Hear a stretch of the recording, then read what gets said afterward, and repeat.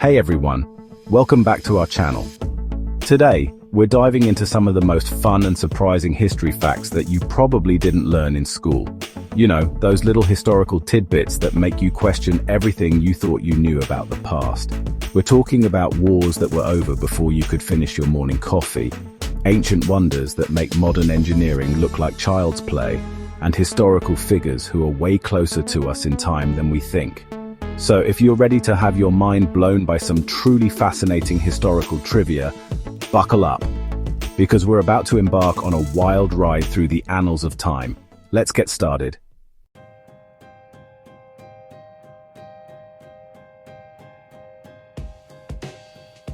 Our first stop takes us to the island of Zanzibar, off the coast of East Africa, in the late 19th century. This island, with its rich history and vibrant culture, was a bustling hub of trade and politics. Known for its spice trade, Zanzibar was a melting pot of different cultures and influences, making it a unique place in the world. Now, Zanzibar might seem like a rather unlikely place for a world record, but trust me on this one. The island's strategic location and its wealth made it a significant point of interest for many powerful nations, including the British Empire. Because on August 27, 1896, Zanzibar became home to the shortest war in recorded history. This conflict, though brief, had significant implications for the region and its people. You heard that right, the shortest war ever. Lasting between 38 and 45 minutes, this war was a stark reminder of the tensions and power struggles that characterized the era. We're talking a war that was over before you could say military conflict. The rapidity of the conflict was astonishing, leaving many to wonder how such a brief war could have such lasting effects. This wasn't some minor skirmish either. It involved significant military forces and had the potential to escalate into a much larger conflict. It was a full-blown declaration of war between two sovereign nations. Britain, a global superpower at the time, and Zanzibar, a small island nation with a rich history. The stakes were high, and the outcome was uncertain. So what exactly sparked this incredibly brief conflict? The answer lies in a complex web of political intrigue and power struggles that were common in the colonial era. Well, it all boils down to a power struggle. The death of the pro-British Sultan Hamad bin Tuwaini created a power vacuum that needed to be filled. You see, the Sultan of Zanzibar, who was pro-British, had recently died. His death set off a chain of events that would lead to the shortest war in history, and a man named Khalid bin Bargash, who was not so pro-British, decided to seize power. Khalid's move was bold and unexpected, throwing the region into turmoil. This, as you can imagine, did not sit well with the British Empire. The British had significant interests in Zanzibar, and Khalid's actions threatened their control and influence in the region. The British, who had their own interests in Zanzibar, demanded that Khalid step down. Khalid, feeling bold, refused. His refusal set the stage for a confrontation that would be swift and decisive. And just like that, war was declared. The British forces, with their superior military might, quickly overwhelmed Khalid's defenses. The conflict was over almost as soon as it began, but its impact would be felt for years to come.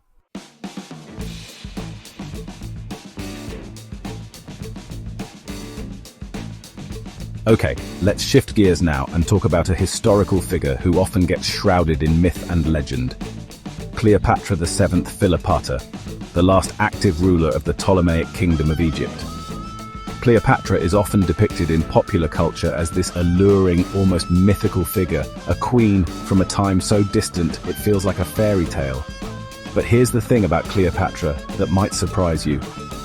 She's closer to us in time than she is to one of the most iconic structures in human history, the Great Pyramid of Giza. I'll repeat that, just in case it didn't quite sink in. Cleopatra, who lived in the 1st century BC, is closer in time to us, living in the 21st century AD, than she is to the completion of the Great Pyramid, which occurred around 2560 BC.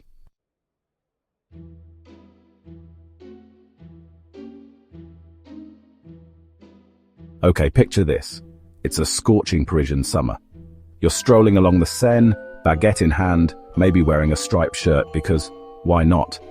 You glance up at the Eiffel Tower, that majestic iron lattice piercing the sky, and you think, that Eiffel Tower looks a bit taller than usual. You wouldn't be wrong, because believe it or not, the Eiffel Tower can actually grow taller during the summer months. We're not talking meters here, but a solid 15 centimeters. That's like 6 inches. Now, before you start imagining the Eiffel Tower inflating like a giant balloon animal, let me explain. This fascinating phenomenon boils down to thermal expansion. See, iron, like most materials, expands when it's hot and contracts when it's cold. So, when the sun beats down on the Eiffel Tower all summer long, its iron structure absorbs heat and expands, causing the tower to temporarily stretch upwards. It's a subtle change, but hey, even the Eiffel Tower needs to stretch its legs once in a while, right?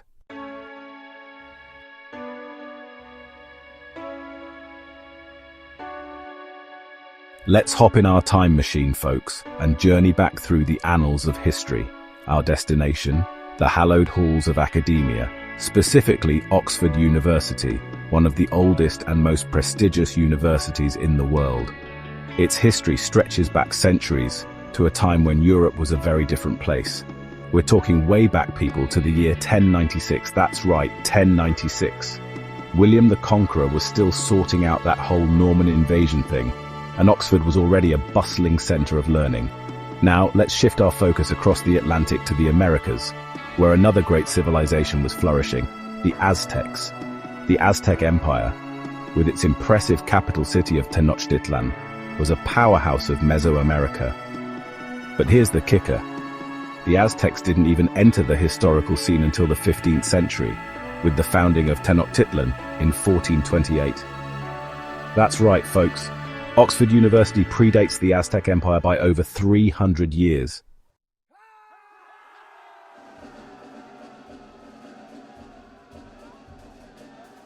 All right, let's talk about war. Not the kind that spans generations or reshapes continents, but a war so short, so unbelievably brief, that it almost sounds made up. Buckle up, because we're diving into the story of the shortest war in recorded history. The date, August 27, 1896. The location, the island of Zanzibar, off the coast of East Africa. The belligerents, the mighty British Empire, at the height of its global dominance, and the Sultanate of Zanzibar, a small but proud island nation. The conflict was sparked by a rather delicate matter succession to the Zanzibari throne. You see, the pro-British Sultan had just died, and a guy named Khalid bin Bargash, who was, shall we say, less enthusiastic about British influence, decided to declare himself the new Sultan. This didn't sit well with the British, who had their own ideas about who should rule Zanzibar. They delivered an ultimatum: stand down or face the consequences. Khalid, perhaps fueled by a potent mix of ambition and miscalculation, chose to fight.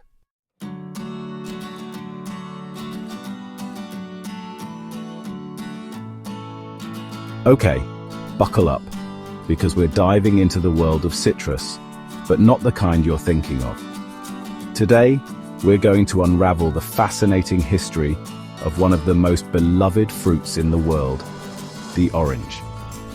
But here's the twist. The oranges we know today, with their bright and cheerful orange hue, weren't always this way. In fact, their journey from ancient times to our fruit bowls is filled with surprising twists and turns. See, we often associate oranges with their vibrant orange hue, right? It's almost impossible to think of an orange as anything but, well, orange. But what if I told you that the first oranges were not orange at all? Yes, you heard that right. The original oranges were a completely different color. I mean, it's in the name. But here's the kicker. The first oranges weren't orange at all. They were actually green. This might come as a shock, but the history of oranges is full of such unexpected facts. The first oranges, which originated in Southeast Asia, were green when ripe. I know, mind-blowing. Originally from Southeast Asia, these ancient oranges were a far cry from the juicy spheres we peel and devour today. They were more like a cross between a tangerine and a pomelo, and their color was a vibrant green. These green oranges were cultivated not for their taste, but for their fragrance and the shade they provided. Imagine instead a fruit resembling a cross between a tangerine and a pomelo, cloaked in a surprising shade of green. These early oranges were quite different from the sweet, juicy fruits we enjoy today. They were likely more bitter and less palatable, but they had their own unique charm. It's like finding out your favorite red apple actually started as a green Granny Smith. Just as apples have evolved over time, so have oranges. The transformation from green to orange is a testament to the wonders of nature and human cultivation. These early oranges, with their green exterior, were likely cultivated for their fragrance and the shade they provided, rather than their taste. They were a valuable commodity in ancient times, used in various cultural and medicinal practices. The green oranges were a symbol of prosperity and were often exchanged as gifts among the elite. This makes you wonder, what other fruits have undergone dramatic transformations throughout history? The story of the orange is just one example of how fruits have evolved over time. Many of the fruits we enjoy today look and taste very different from their ancient ancestors. Were bananas always this comically yellow? The bananas we eat today are a result of centuries of cultivation and selective breeding. Ancient bananas were smaller, less sweet, and filled with seeds. It's fascinating to think about how much they've changed. Did watermelons always look like they were dressed for a picnic? The watermelons of ancient times were much smaller and less juicy than the ones we enjoy today. They were often used for their seeds rather than their flesh. The history of fruit is full of these fascinating twists and turns, proving that even the most mundane things can have extraordinary pasts. From green oranges to seed-filled bananas, the fruits we take for granted have rich and varied histories. So next time you're peeling an orange, take a moment to appreciate its green ancestry and the incredible journey it took to become the citrus superstar we know and love. The story of the orange is a reminder of the wonders of nature and the power of human ingenuity in shaping the world around us.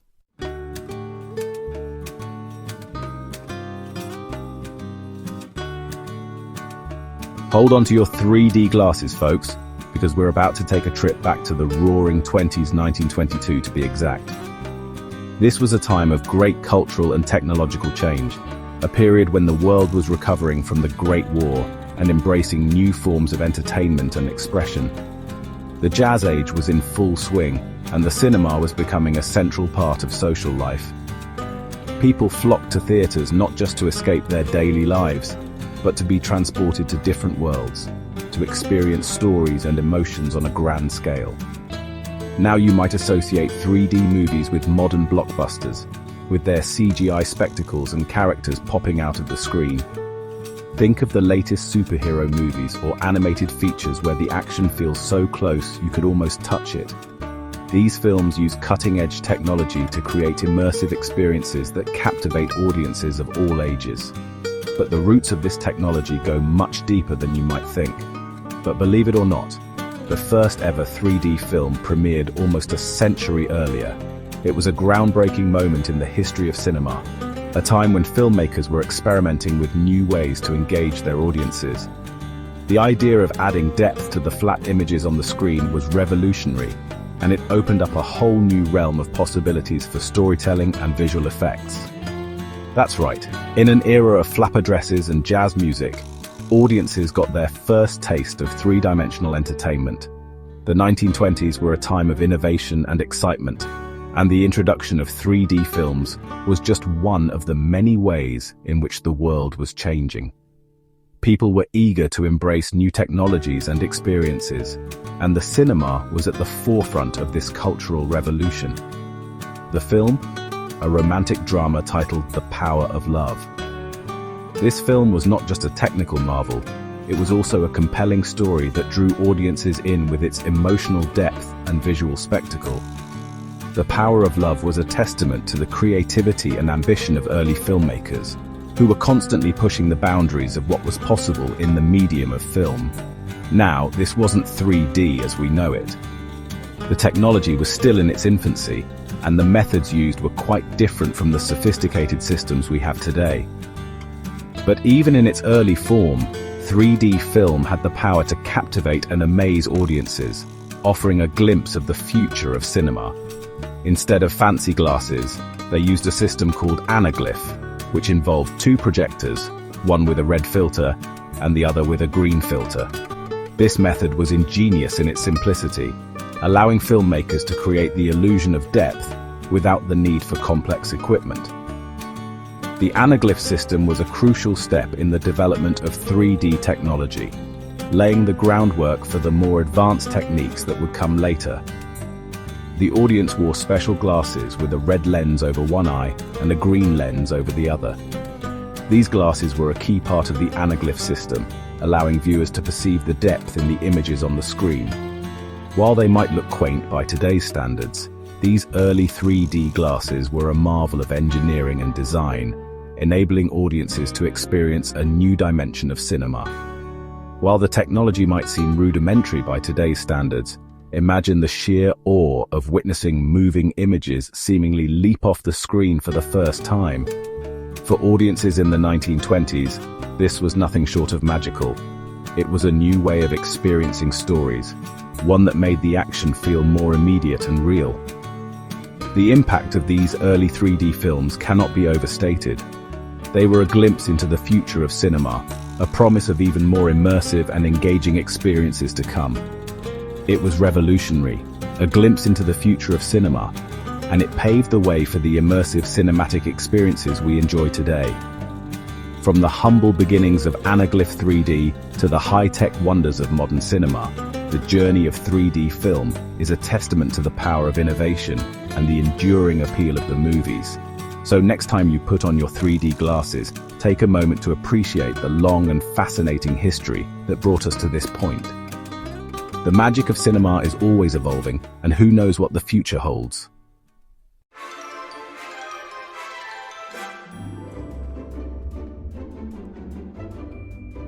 Ah, the Leaning Tower of Pisa, that iconic Italian bell tower that seems to defy gravity with its signature tilt. It's one of those structures that's instantly recognizable, a symbol of Italy, and let's be honest, a testament to the fact that sometimes things don't quite go according to plan. But here's the thing about the Leaning Tower. It was never meant to be straight. That's right, this architectural marvel has been leaning since its very inception. Construction began in 1173, and by the time builders reached the third story in 1178, the tower had already started to tip. The culprit? Unstable subsoil. The foundation of the tower rests on a mixture of clay, sand, and shells, which is about as sturdy as a house of cards in an earthquake. As they added more levels, the uneven settling of the foundation caused the tower to lean further and further. Now you might think this would have sent the architects and engineers scrambling for a solution. But remember, this was the 12th century. They didn't have fancy computer models or modern engineering techniques.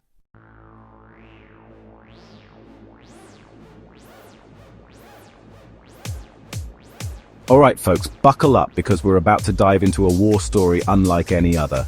We're talking about the Anglo-Zanzibar War, a conflict so short you could miss it while blinking. Picture this: Zanzibar, 1896. A sultan dies and his cousin, Khalid bin Bargash, seizes power. The problem? The British, who basically ran the show back then, had a different successor in mind. Someone a little more, shall we say, cooperative. Khalid, however, wasn't one to back down. He barricaded himself in the palace, ready to fight for his claim. The British, meanwhile, weren't messing around either. They rolled up with warships, ready to unleash their firepower. Now, you might be thinking, this sounds like the setup for a long, drawn-out siege, and you wouldn't be wrong, except for one tiny detail. This entire war, my friends, lasted less time than it takes to make a decent cup of tea.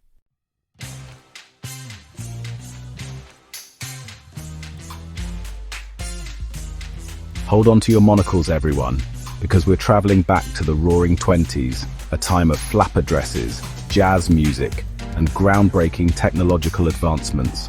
While we often associate this era with the rise of talkies, did you know that 1922 saw another cinematic milestone, the birth of 3D movies? Now, before you start picturing clunky glasses and popcorn flying at your face, let's rewind a bit. The first 3D film, The Power of Love, wasn't exactly a blockbuster hit. In fact, it's considered a lost film today, with no known copies surviving. But don't let its disappearance fool you. The Power of Love was a big deal. It utilized a process called anaglyph 3D, which involved projecting two slightly offset images, each tinted red and green, onto the screen.